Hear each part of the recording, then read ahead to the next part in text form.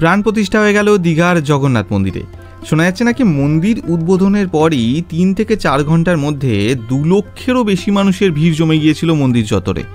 ওই দিন এই জগন্নাথ মন্দির দেখার জন্য দূর দূরান্ত থেকে এসেছিল বহু মানুষ। শোনা যাচ্ছে নাকি প্রথমে দীঘার সমুদ্র তীরে পুরনো যে জগন্নাথ মন্দির ছিল সেখানেই নতুন মন্দির নির্মাণের কথা ছিল, কিন্তু পরে দীঘার রেলওয়ে স্টেশনের কাছে 20 একর জমির ওপর এই মন্দির নির্মাণের সিদ্ধান্ত নেওয়া হয়। রাজস্থানের গোলাপি বেলেপাথর দিয়ে তৈরি এই মন্দির নির্মাণে কমপক্ষে 800 জন কারিগরকে আনা হয়েছিল রাজস্থান থেকে।